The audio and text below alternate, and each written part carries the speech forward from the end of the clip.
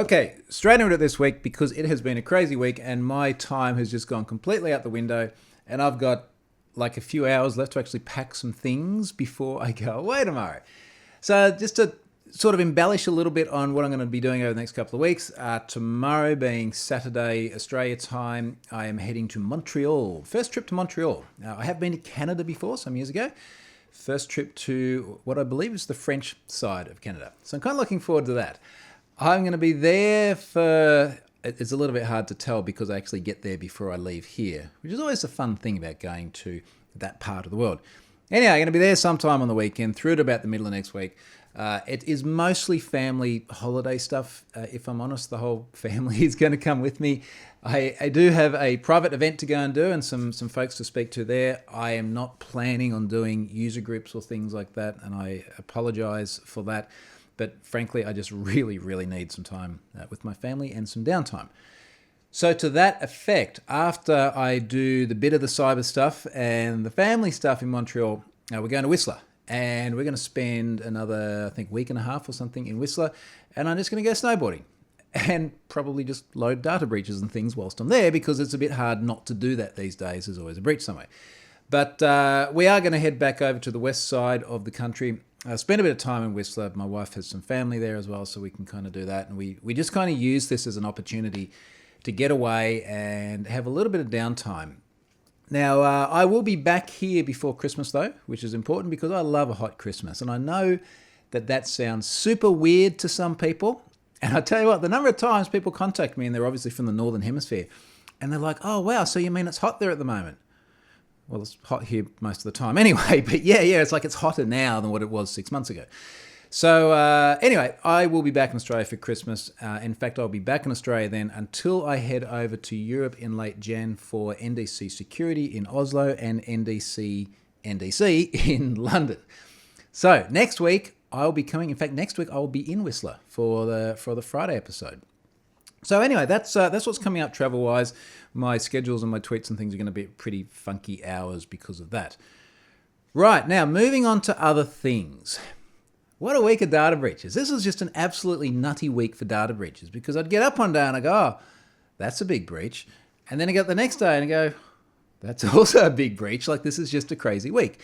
Now, the ones that are sort of the most noteworthy here, and there are many others that are not even on my list here, but if you go through my Twitter feed for this week, the number of breaches where I've retweeted someone or shared a notification that someone sent to me is just crazy. Big stuff this week was Marriott Starwood. And Marriott, it looks like they have acquired the brand Starwood, which is effectively the loyalty program, which I do have an account with. I haven't had my notice yet. I know some people are just getting them. And it looks like they had an incident that's impacted, they believe, about 500 million people, which puts it right up there in like the absolutely freaking massive category. In fact, as I think about it, I think other than the Yahoo incidents, because of course there were multiple Yahoo incidents, I don't think we've seen another one that big. MySpace was 360 million or something like that. So anyway, it's absolutely freaking massive. No, it's not in Have I Been Pwned. I have not seen the data. This does appear to be an incident that has occurred over some period of years. So there's probably been someone in the network for quite a period of time. By all accounts, there has been. Very often in cases like that, they might be exfiltrating data and using it for purposes which are not just to potentially stand out there and showboat by saying, here's all the data and look at how great we are. Possibly not potentially purposes such as selling it on dark marketplaces and things like that. So that is one where I don't know that we're going to see it in Have I Been Pwned. It'll just be one of those things where it's like, yeah, I'm in another incident. One of the worrying things about that is apparently there are passport numbers, which were in there as well. And of course, this is the sort of stuff you give when you make a booking for a hotel. Although it does beg the question, how important is that? But maybe there's, I don't know, because national security or something? Why do we have to give our passport numbers when we book a hotel? Incidentally, I don't have to do that when I book a local hotel here in Australia, but I very often do for overseas hotels. Or you turn up there and you've got to prove your identity. So maybe it's that as well. You know, you hand over your passport and they go, yeah, okay, scan, here's your info. Like if nothing else, maybe just another reminder that your stuff just gets leaked all over the place. So that's those guys. We'll see how that pans out. Oh, incidentally also, and I always find this fascinating, apparently within what I believe was single-digit hours after the announcement of the breach, there was already a class action being put together. Now, I do have an issue with this. I don't like organizations screwing up their security, and frankly, it sounds like it's too early to know how bad a job they did with it. And in all fairness, there is a level at which I think we could all say, well, that was a reasonable level without the benefit of hindsight. You know, like if you look at your organization today and you look around everything you're doing, you go, yep, I think that if we look at this now, we'll go, this is good. And if something bad happens, we'll still look back at it and go, we thought this was good based on what we knew, but there was a super sophisticated adversary, or there was some ODA in a software product you were using, or some other threat which you may not have reasonably foreseen. And I guess that the point I'm making here is I saw a lot of people really, really hammering Marriott, going, your security is shit and you guys don't know what you're doing. We don't really know enough yet to be able to say that with any certainty. And it is possible to do a good job of your security and still get compromised. I know, it's kind of sobering, isn't it? Anyway, so we'll see how that pans out. The class action thing. What bugs me with this, and we have seen this with many other data breaches as well, is that to have a class action mounted within a period of hours after the announcement of a data breach would suggest that people haven't necessarily really joined the dots and said, because of this data breach, I've had my identity stolen, for example, and this has been a bad thing and caused me harm and all this sort of stuff. Honestly, it feels like a class action lawsuit that gets mounted within hours of an announcement is a money grab. Now, we've seen the same sort of stuff with VTech. In fact, I think I mentioned this in one of my recent updates. So VTech, the Hong Kong toy maker, there were class actions mounted very quickly there because parents had their personal data exposed, their kids' data exposed. But we were also really, really confident about the scope of the exposure. We were really certain about who had the data, and we were also certain that there was no evidence whatsoever that it had been abused. Yet there was still a class action lawsuit mounted basically because feelings were hurt. Now, fortunately, that failed. To the best of my knowledge, I think there was definitely one that failed. Maybe there were others that passed. But there was definitely a case there where they just didn't go through. And as much as I want to hold companies accountable, I want regulators to do it where they're not necessarily incentivized by money just to basically stick the boot in. All right, so that was Marriott Starwood. Quora, those guys. The question and answer one. Data breach there as well, about 100 million people. And, you know, it's really funny, and I'm going to talk a little bit later on today about how there can be really, really polarizing views on things. But it was really funny to watch the number of people reacting in different ways. And the reactions that I saw were things like a lot of people saying, oh, wow, Quora's actually got 100 million users. You know, like I never expected that. A bunch of other people saying, why on earth would you sign up for this site? And then yet other people saying, isn't it depressing that in a world full of 7 billion people, only 100 million of them are actually willing to answer important questions in life? It's like, well, okay. Look, it's another data breach. It is a fairly modern tech company as well. I mean, I can better understand how the Marriott Starwoods of the world have incidents like this when they're a massive hotel chain, they've got endpoints all over the place, they've probably got all the same sorts of risks that the likes of Target fell vulnerable to in terms of having partners and HVAC suppliers and things like that might be gateways into networks. Quora is a modern tech company. It at least in my mind, it's a very different risk to the Marriotts and the Targets and things of the world. So how they got 100 million accounts popped in this day and age would be really, really interesting to see. I did get my breach notification from Quora, so thank you. It was actually a pretty good notice. Certainly the way they explained it and the information they distilled, I thought was presented quite reasonably. And it sort of speaks to this point now where I think, as I see more and more of this, that it's almost like the judgment shift, or the shift in judgment from people has gone more from, we're going to be angry at these guys because they had a data breach, to we're not going to be angry because they had a data breach, but we're going to be angry if they don't handle it well. And I suspect that particularly in the Quora case, because we don't have stuff like passport numbers, etc., I suspect that one will die down very quickly and not very much will come of it.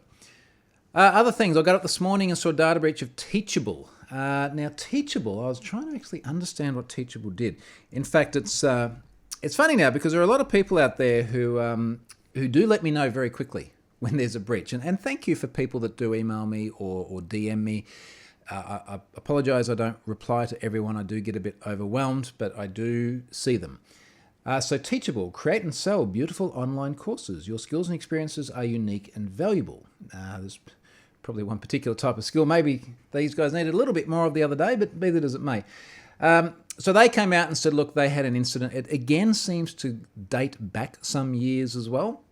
And I have had a private chat with someone from Teachable who reached out, and I think they're going to share some more information soon, which might shed a little bit more light on what happened. But yeah, certainly it looks like they're taking this very seriously and they're communicating the right way, which is good, I guess, under the circumstances. Now, one other big one, which I was also in, is a great big repository of data which you might almost consider public anyway. Almost. I'll explain why I don't in just a moment. And this has been labelled as the You've Been Scraped breach. Now, here's the backstory to this.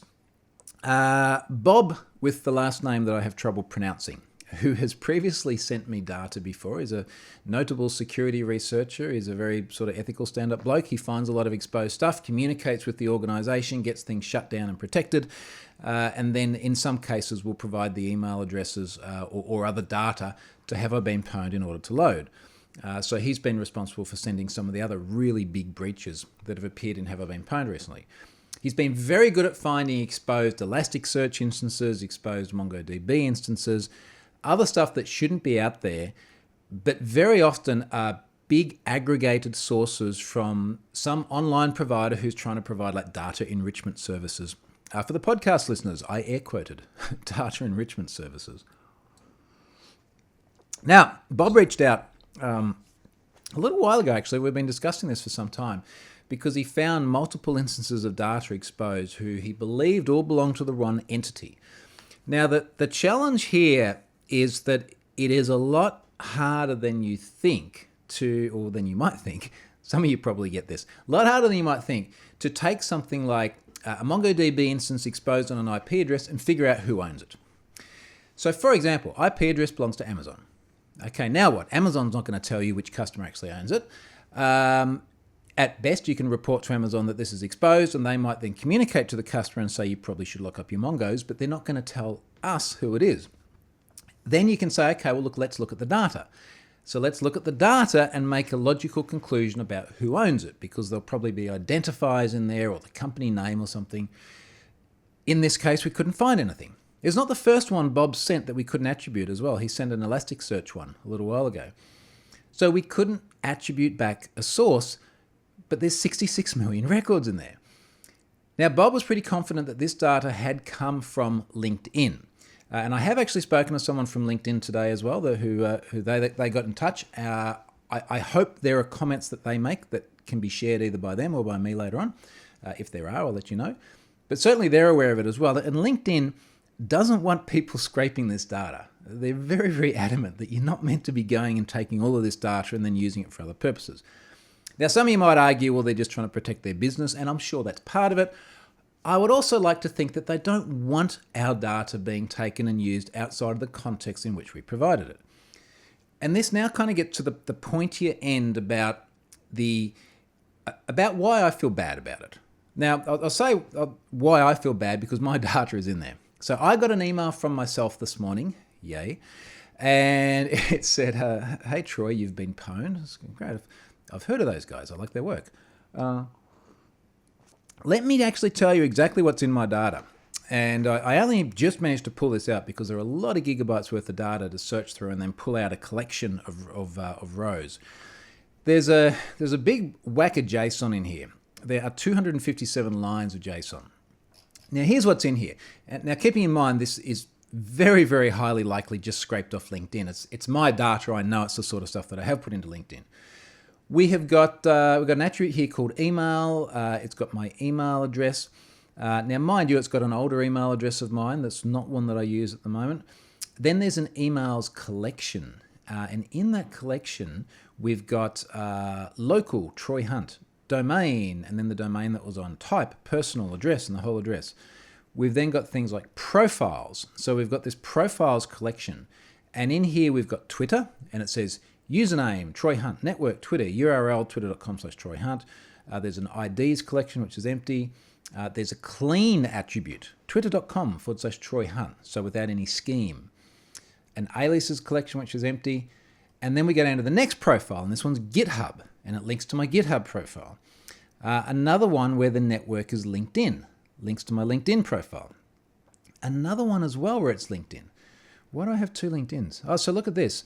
So there are two LinkedIns here. They've both got the same IDs collection, which I assume is my LinkedIn ID, my publicly facing LinkedIn ID. The difference is that one has a URL that's au.linkedin and one has a URL that's just www.linkedin. Both with the HTTP scheme too. If you're going to scrape sort of sources and create your own repositories of data, at least do it, or at least make your links TLS, for God's sake. Priorities. Facebook is in there. Google is in there. These are all my profiles. Stack Overflow is there. And how about this one? Quora is in there. So isn't that great? I've been in the Quora data breach this week. I've gotten a notification about Quora, and then I'm in this freaking, what did we call it? You've been scraped breach, referencing my Quora profile, which has already been breached, and suddenly I'm going a bit cross-eyed. Then there's a whole bunch of other attributes. Is professional false? Yeah, that's a bit harsh, but okay, whatever. Another one is personal. True. Has other network. Is Gmail. Basically true or false on all these different networks. LinkedIn username, LinkedIn profile, first name, last name, country, all filled out correctly. Industry, information technology and services. And then we have a full profile attribute, and we have a collection called companies.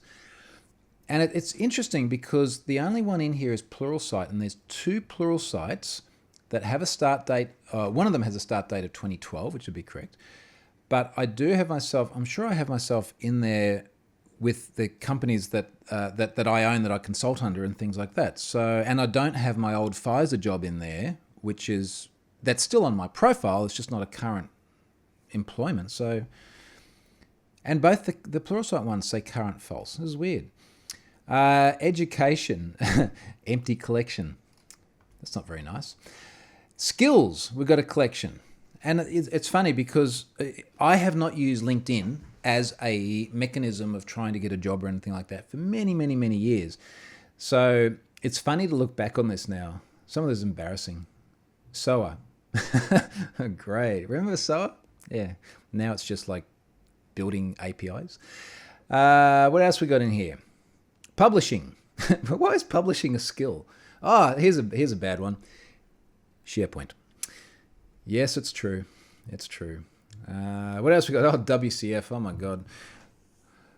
Is it wrong that the thing that I'm most worried about in this data breach is the shameful skills on my collection than it is the fact that all this got exposed?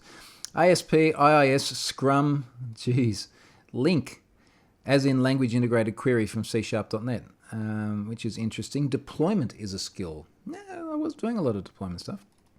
Cloud computing, Visual Studio 2010. Well, that probably, it doesn't necessarily date the breach, it dates my information. Continuous integration, application development. And then I've got this base profile card. Industry, information technology and services. Accomplishments, null. This is a really depressing profile to read, actually, now that I look at it. I really should do more with my life. What else we got in here? Talent IQ, false. Oh, come on. Throw me a bone here. Anyway, that's about it. So I will throw that into a gist or into a paste bin or something like that and share that as well, because I'm sure people will be interested in seeing what data was exposed, because I did send what I think is an unprecedented number of emails from Have I Been Pwned today. It would have been about 225,000 in total. And that is a massive, massive whack. So a huge number of people got emails today. I know many people have questions about what the data is. As best I can tell, this is information that was publicly available on LinkedIn. Now, there is a discussion to be had about, is it a data breach if it's publicly accessible information? And most people would say yes, and I do want to explain why. When I went and put my information in LinkedIn, and this is all the terms and services aside, the terms and services are explicit. You can't go and take this data and do other things with it by scraping it. But put that aside because no one reads them anyway. My expectation as a user is I was happy to provide my data to LinkedIn to be used for, back in the day, potential employers to look at these days so that I can connect with people that I've met in person. If you've sent me a LinkedIn invite and I haven't accepted it, it's probably because we haven't met and engaged directly, even if you might be a very nice person. So I tend to keep it to people that I know. And that's really the way I want the data used. I don't want my data and profile about me to be picked up from the context in which I provided it and then taken over here and something completely different done with it. And this is one of the things that's important about the likes of GDPR as well, being clear about what is the purpose of what you're providing the data for. It's to do this thing, not to then pick it up and do that other thing over there. So this is what gets people upset. And frankly, I'm a lot more neutral in the upset stakes. Than a lot lot of other people are, because some people lose their minds over this. And I think that is a bit of an extreme reaction. But still, I just don't like seeing my data being used this way. But I also can't do anything about it, short of not having a LinkedIn profile at all, which on balance, I'd rather have the profile and have a bit of this risk. Maybe I just need to make it a bit less, little bit less embarrassing, a little bit more embellished. I don't know. Do I really care? It's LinkedIn, for God's sake. All right, moving on about things that are contentious. Australia and the Access and Assistance Bill. Now, where do I start with this? Let me try and be as factual as possible, and then we'll get into interpretations. Australia, like many other countries in the world, is very conscious that there's a lot of encryption around these days. Everyone knows this. We're getting encryption, everything from obviously transport layer security. We've got about 3/4 of all web traffic is encrypted, through to end-to-end encryption by the likes of iMessage on my phone or WhatsApp, through to emails being sent over TLS. Like all of these things that are being used to encrypt our communications, to make sure that the wrong people don't see it, and to make sure that people don't modify it and it gets to the correct destination, and all of these really, really good things. The problem is, as I've said many, many times before, encryption is morally neutral. So encryption doesn't care if you're a good guy, doesn't care if you're a bad guy. It's just like, hey, you have got some packets. Let's make sure that no one else can see them or tamper with them or do these things. And then there can be anything in these packets. And what we're finding is that the trouble begins when people have a different expectation of what encryption does. So, for example, people who go, oh, this website is HTTPS, must mean I can trust it. No, it doesn't. It doesn't mean that at all. It just means that no one's going to grab your data between yourself and the website. It could be a phishing site with an HTTPS certificate. So the point I'm making here is that we've got this sort of moral neutrality about encryption, and consequently sometimes bad things happen on encryption. And encryption is used to secrete bad messages or bad behavior. So, for example, we are seeing many cases now where malware might be communicating over TLS because inside a corporate organization, unless they've got deep packet inspection and effectively root certs on all the or custom certs on all the devices so that they can inspect TLS traffic, you can sneak stuff out. I've been doing training in big financial institutions before, and we get to like the SQL injection exercises. And suddenly their network security systems start shutting down connections. It's like, hey, I've just tried a SQL injection command as part of the URL. It's been killed. Oh, let's just put an S in the HTTP scheme. Problem solved. Connection goes straight through. So you can see the challenge. Now, Australia is doing what many other parts of the world have done insofar as they're saying, look, this actually makes law enforcement harder in many ways. And this is an immutable truth, regardless of where you stand on this matter. It's an immutable truth that once we start to have more encryption, it is harder to do any sort of interception, because that's why we have the freaking encryption. That's the point. We get lots of good things out of it. Also makes it harder to catch bad guys doing bad things. Now, so far, same all the way around the world. Different parts of the world are implementing different legislation or proposing different legislation to try and get law enforcement access to encrypted communications. So you've got this sort of one side of the argument which says, in order for police, government, whatever else to do their job, protect the country, hopefully not get us blown up or any of these sorts of things, we need to get more access into communications. You've then got this other side of the argument which says, well, hang on a moment, we've got encryption to protect people. if you start giving the ability to get in the middle of encrypted connections and access personal messaging, yeah, you're probably going to catch some bad guys, but you're going to catch a whole bunch of innocent people as well, and you risk weakening the ecosystem for everyone. Now, so far, I don't think any of this is contentious. I think everyone would agree with every point made so far. So, let's start getting to the bits we disagree with. Now, I don't want to talk too much about the specifics of Australian legislation because, frankly, I don't understand it well enough to be authoritative on that. I also don't understand it well enough precisely how they wish to implement it, and frankly, I don't think anyone does, which is part of the problem. Where it starts getting contentious is that we've effectively had a bill that the government here has wanted to rush through seemingly before Christmas. I don't know why we just suddenly want to catch terrorists before Christmas, but anyway, before Christmas.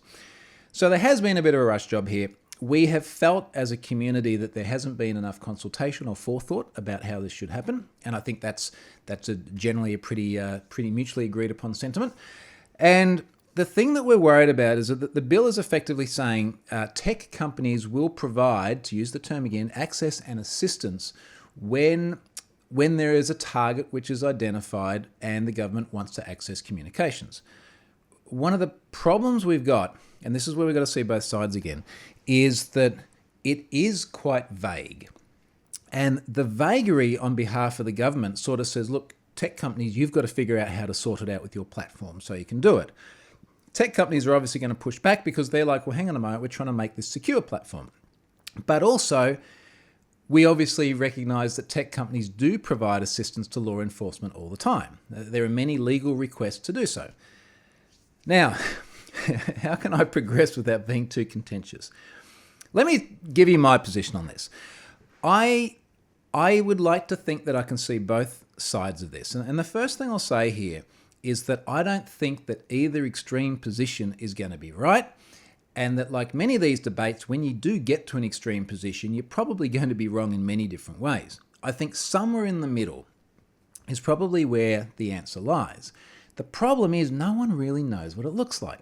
So, one of the things that we see in the press a lot, and I do feel that this is a case where the press is really, really jumping on the anti-access and assistance bill, and deservedly so in many cases, just to be clear. One of the problems is we keep seeing terms that are very emotive, things like encryption backdoor. But time and time again, the government has said, no, look, we're really emphatic. We do not want to weaken encryption. We don't want, as best as I understand it, so many caveats here. As best as I understand it, they're not talking about key escrow or the likes of that. This is not going to be a clipper chip repeat or things like that. Google it if that's an unfamiliar term. We're not seeing requests for that, but the requests are vague enough that it's easy to interpret it that way. We've seen the government say things like, we don't want a back door, we want a front door. We don't want some secret hideaway spot. We want to be able to legally turn up and request access and get it.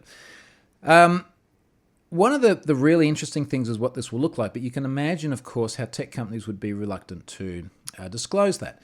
I was listening to Patrick Gray's Risky Business the other day, and if you want a security podcast to listen to, it is absolutely fantastic, and it's constantly voted the best in the world, and you really should listen to Pat because he's very, very good at getting to the heart of issues like this as well.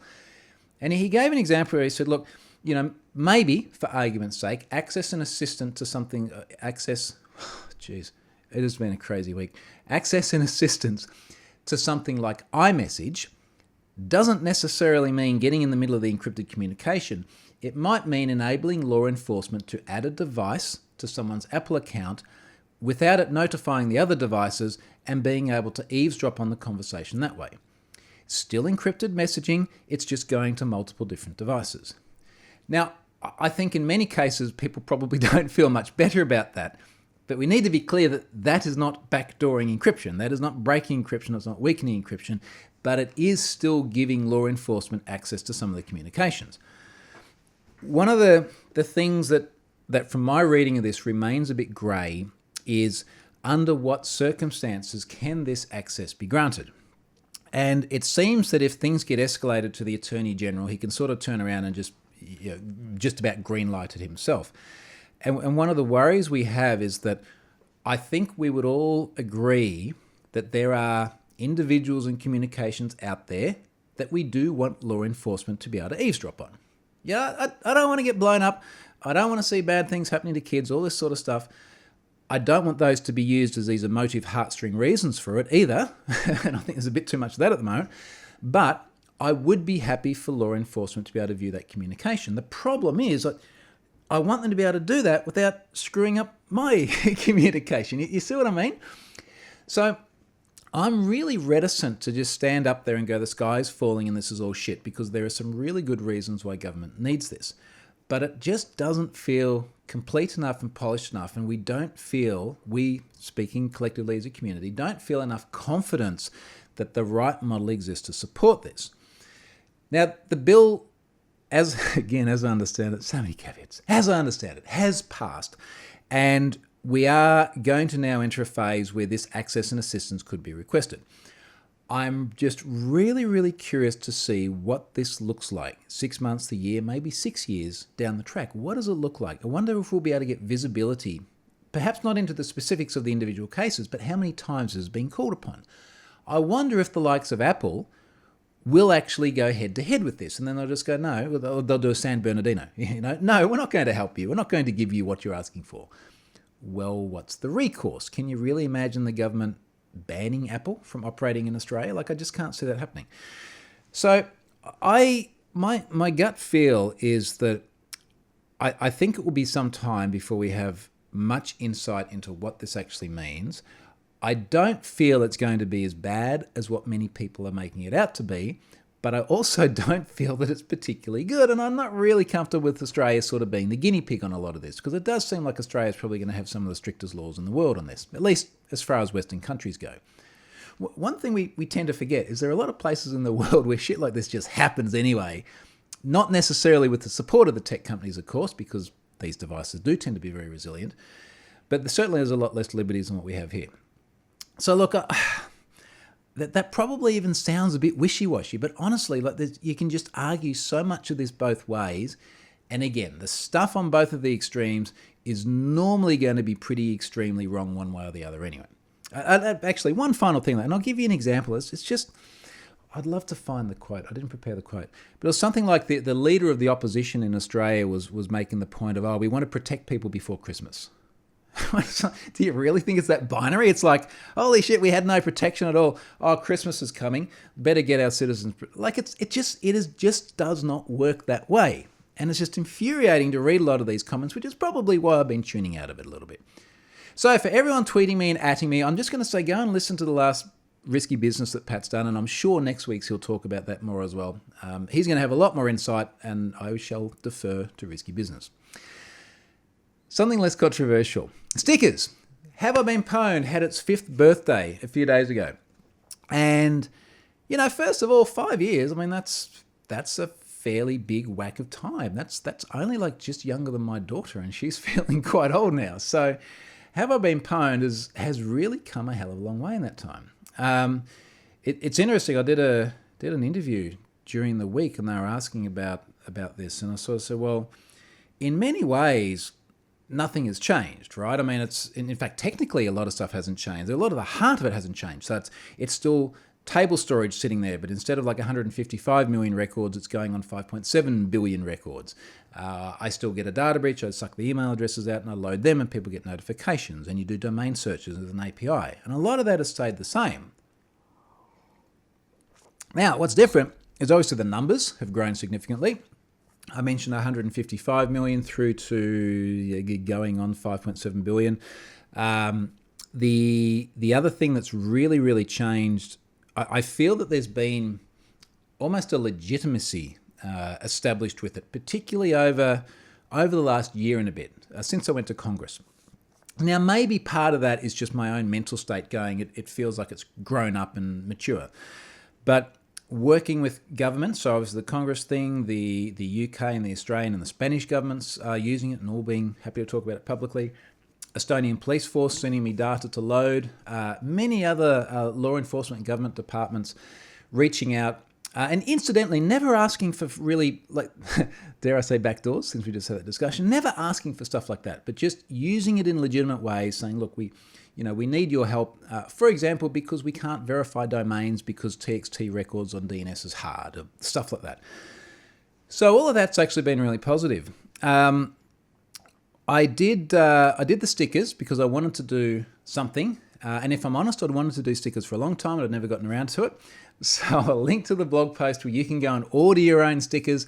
I basically did some artwork. I put it on GitHub. I said, look, if anyone wants this, pull it down, plug it into Sticker Mule, use this reference code. So I'll give you a link. There's a referral in there. So I get $10 off the next set of stickers. You get $10 off your first set of stickers. And then you can order as few or as many as you want. And a bunch of people have gone through and ordered those. I know because I got the referrals back. So thank you for that. Hand them out at user groups or security conferences or things like that. I also asked people to make pull requests with better sticker designs than what I could do. And it's very, very highly likely you could do a better job than me. I saw someone do a little mock-up, which I haven't actually checked my GitHub account. I don't think anyone's made pull requests yet. They did a mock-up, which was like one of those workplace signs where you fill in the number and it's like data breach free for blank days, not been pwned in however many days. I think that'd be really cool. Put that up on your office wall. Make one of those.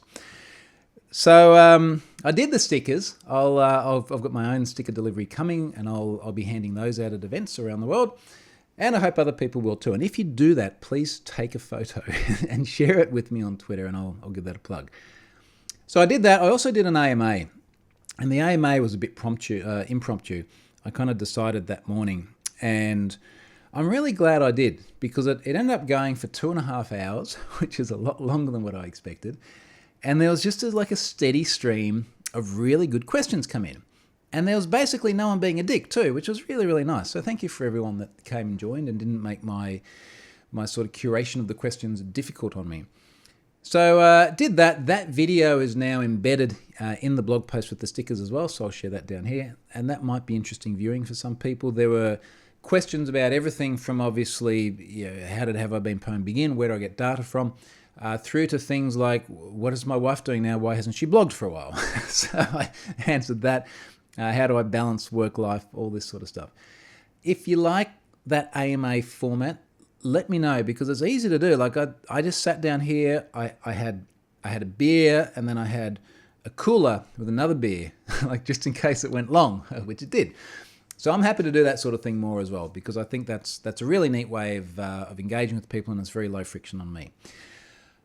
All right, so that's that. Last thing, Gold Security is sponsoring my blog again this week, and they have been a long-term sponsor over the course of this year as well. So a big thank you for those guys. They really do help me do what I do with this blog situation that I have going on. And obviously that helps me stay free of all the trackers and ads and other things like that. So thank you very much for them. As we start to roll into 2019, we're going to see some new sponsors that haven't been up there before.